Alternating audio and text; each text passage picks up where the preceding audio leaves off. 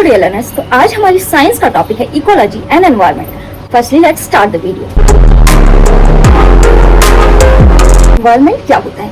Environment हर वो चीज जो हमारे आसपास है, चाहे जिंदा हो चाहे ना जिंदा हो, चाहे लिविंग हो चाहे नॉन लिविंग, पेड़ पौधे हो चाहे जानवर हो चाहे इंसान हो चाहे कुछ भी हो, हमारी प्रकृति में जो कुछ है हर वो चीज एनवायरनमेंट कहलाती है। फिर आ जाता है हमारा एनवायरनमेंट के कंपोनेंट। कंपोनेंट्स दो प्रकार के होते हैं, दो टाइप के कंपोनेंट्स होते हैं एनवायरनमेंट के, बायोटिक एंड एबायोटिक। देखो, जब हम एनवायरनमेंट पढ़ रहे हैं तो हमने लिविंग एंड नॉन लिविंग देख लिया, लेकिन बायोटिक एंड एबायोटिक भी लिविंग एंड नॉन लिविंग है, लेकिन यहाँ ऐसे हम कह सकते हैं नामकरण नहीं हुआ था और यहाँ नामकरण हो गया है।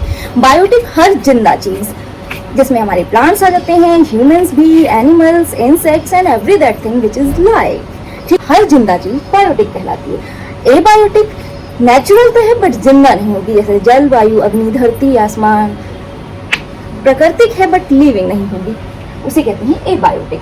फिर आ जाता है हमारा इकोलॉजी। इकोलॉजी साइंस की ब्रांच है, साइंस में भी किसकी? बायोलॉजी की वो ब्रांच है जिसमें हम जानते हैं कि जिसमें हम स्टडी करते हैं ऑर्गेनाइजम्स, मतलब जितने भी ऑर्गेनिज्म हैं, जिंदा चीजें हैं, उनका इंटरेक्शन उनके एनवायरनमेंट से, उस एनवायरनमेंट में लिविंग भी हो सकता है और नॉन लिविंग भी हो सकता है। जैसे एग्जांपल, एक टाइगर है, अब उसे रहने के लिए जगह भी चाहिए होगी तो वो फॉरेस्ट में रहेगा, पीने के लिए पानी चाहिए होगा, पानी उससे पानी से इंटरेक्ट कर रहा है, खाने के लिए खाना चाहिए होगा तो डियर खाएगा, रैबिट खाएगा, या जो भी किसी दूसरे जानवर पे डिपेंड है अपने खाने के लिए, तो इंटरेक्ट कर रहा है वो अपने एनवायरनमेंट से। लिविंग से जब इंटरेक्ट कर रहा है, जैसे कि जब से खाना खाना है, किसी जानवर को, नॉन वेजिटेरियन है ना, तो जानवर को ही मार के खाएगा, लेकिन जब उसे पीने की बात आती है तो नॉन लिविंग पे भी डिपेंड हो जाता है, रहने की बात आती है जंगल में तब वो फॉरेस्ट पे भी डिपेंड हो जाता है, तो वो सबसे इंटरेक्शन कर रहा है, तब ये हो जाती है इकोलॉजी। इकोलॉजी का एग्जाम्पल, इसकी स्टडी कर रहे हैं हम। Okay, next, level of ecological organism. Ecological organism एक चीज, एक छोटा सा कोई जीव है, छोटा सा या बड़ा सा, उसके लेवल हम देखने वाले हैं। सबसे पहले ऑर्गेनाइज्म का लेवल देखना है तो सबसे पहले ऑर्गेनाइज्म आ जाता है। एग्जांपल है हमारा जैसे टाइगर, अभी देखा जो एक ऑर्गेनाइज्म, कोई भी एक ऑर्गेनाइज्म, चाहे टाइगर हो, चाहे लॉयन हो, चाहे एक ट्री हो, चाहे एक डियर हो, चाहे कोई सा भी, कोई एक ऑर्गेनाइज्म, ठीक, वो हो गया ऑर्गेनाइज्म। फिर आ जाता है पॉपुलेशन। पॉपुलेशन हो जाता है किसी एक ऑर्गेनाइज्म के स्पीसीज का ग्रुप, मतलब जैसे कि एक टाइगर था यहाँ, उसके बहुत सारे टाइगर्स का ग्रुप, उसे पॉपुलेशन कहेंगे। एक ट्री है ऑर्गेनाइज्म में, अगर उस पूरे ट्री के ग्रुप को हम बोलेंगे पॉपुलेशन। दूसरा वैरायटी नहीं आनी चाहिए, सेम टू सेम, अगर एक लॉयन है ऑर्गेनाइज्म में तो उसके ही ग्रुप को, सिर्फ उसमें लॉयन ही लॉयन होंगे, अगर कोई दूसरा स्पीसीज नहीं तो उसे कहते हैं पॉपुलेशन। फिर आ जाता है हमारा कम्युनिटी।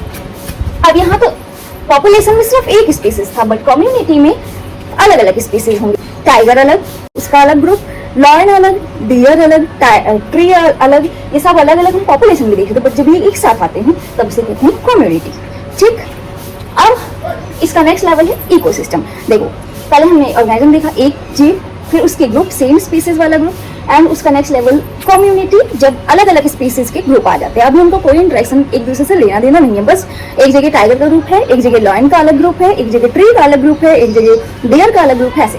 लेकिन जब वो लोग एक दूसरे के साथ इंटरेक्ट करने लग जाते हैं, मतलब उनसे उनका ऐसा कहें एक दूसरे से लेना देना जब हो जाता है, तो आ जाता है हमारा इकोसिस्टम। जैसे कि टाइगर है, जाके डियर को खा लेगा, वहाँ पोंड है, वहां से जाके पानी पी लेगा, हवा है, हवा ऑक्सीजन लेगा, पेड़ है, कार्बन डाइऑक्साइड ले रहे हैं। जब एक दूसरे से लेना देना हो जाता है, यानी इंटरेक्शन हो जाता है, तब हो जाता है हमारा इकोसिस्टम। यहाँ कंफ्यूज हो गई, इकोलॉजी में भी हमने वही देखा था, बट इकोलॉजी में हम इसकी स्टडी कर रहे थे। इकोसिस्टम होता वही इंटरेक्शन।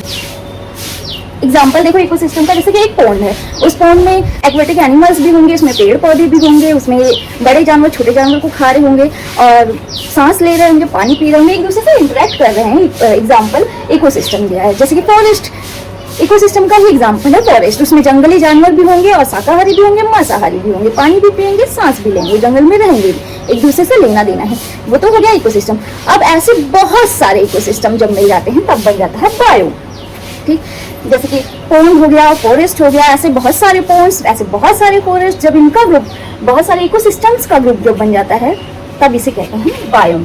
और ऐसे बहुत सारे इकोसिस्टम जब एक साथ, लेकिन इनका सेम सिमिलरिटी ये होगी कि इनका क्लाइमेट सेम होगा और इनका वेजिटेशन सेम होगा, मतलब यहाँ रहने वाले एक जैसा खाएंगे, बेशक वो उनका अलग इकोसिस्टम है, वो अलग इकोसिस्टम में, एक जैसा उनका खाना पीना होगा, एक जैसा उनका रहना होगा, क्लाइमेट सेम है तो उनको, जैसे अगर सर्दी वाली जगह है तो वो ज़्यादा वुलन चीज़ें होगी उनके पास, एनिमल्स हैं तो उनके पास हेयर्स होंगे, और अगर गर्मी वाली जगह है तो उनकी लाइट बॉडी होगी, उनमें हेयर्स भी कम होंगे, तो पूरा का पूरा जब बहुत सारे इकोसिस्टम्स मिला के बायोम बन जाते हैं और बायोम में सेम क्लाइमेट और सेम वेजिटेशन होता है। ठीक, अब ऐसे बहुत सारे बायोम्स मिला के बन जाता है बायोस्फीयर। एनवायरनमेंट की वो चीज जो प्रकृति को सपोर्ट करती है, जैसे कि पूरा का पूरा हाइड्रोस्फीयर, पानी से रिलेटेड हर वो चीज, इसमें बहुत सारे बायोम्स भी आ जाएंगे। बायोम्स में तो इकोसिस्टम था ही, इकोसिस्टम में हमने कम्युनिटी देखी थी, कम्युनिटी में पॉपुलेशन देखा था, पॉपुलेशन में ऑर्गेनाइजम से मिलके पॉपुलेशन बना था। ठीक है, ये सारा मिलके जब ग्रुप को जब कोई प्राकृतिक चीज सपोर्ट करती है तब आ जाता है वहाँ पे बायोस्फीयर। ठीक, जैसे कि लिथोस्फीयर, बायोस्फीयर के अंडर में ही हाइड्रोस्फीयर, लिथोस्फीयर, ये सब चीजें। जैसे लिथोस्फीयर पूरी की पूरी लैंड, इसमें बहुत सारे इकोसिस्टम्स होंगे, बहुत सारे इकोसिस्टम्स के बहुत सारे बायोम्स भी होंगे, जो ये लिथोस्फीयर यानी लैंड जो सपोर्ट कर रही है इन सब लिविंग ऑर्गेनिजम्स को। समझे? देखो अब इनकी समरी देखो। एनवायरनमेंट हमारे आसपास की हर वो चीज, जिंदा हो चाहे बिना जिंदा हो। इसके बाद एनवायरनमेंट की कंपोनेंट्स दो थे, एबायोटिक एंड बायोटिक। वही लिविंग एंड नॉन लिविंग का हमने नामकरण कर दिया ऐसे। इकोलॉजी स्टडी है रिलेशनशिप बिटवीन ऑर्गेनिजम्स की, और ये ब्रांच है साइंस में भी किसकी, बायोलॉजी की। फिर आ गया लेवल में सबसे पहले ऑर्गेनिज्म, पॉपुलेशन, कम्युनिटी, इकोसिस्टम, बहुत सारे इकोसिस्टम बनने के लिए बायोम, बहुत सारे बायोम्स बनने के बनता है biosphere. Okay, now your turn. लिखना क्या है आपको, 5 बायोटिक और 5 एबायोटिक थिंग्स का नेम लिखना है। अब बताना है नेक्स्ट क्वेश्चन, विच लेवल, जिसमें वो कौन सा लेवल है जिसमें living and non living components हैं। ध्यान देना, सिर्फ कंपोनेंट है, उनका कोई इंटरेक्शन नहीं है, बस कंपोनेंट है। ठीक है, difference between, third question, environment में एंड इकोलॉजी में डिफरेंस बताना है। बस इतना ही काम है। इसके बाद भी जानने और समझने के लिए बहुत कुछ है, बट आज के लिए इतना ही। मिलते हैं नेक्स्ट वीडियो में, तब तक के लिए stay tuned and stay educated. Bye bye.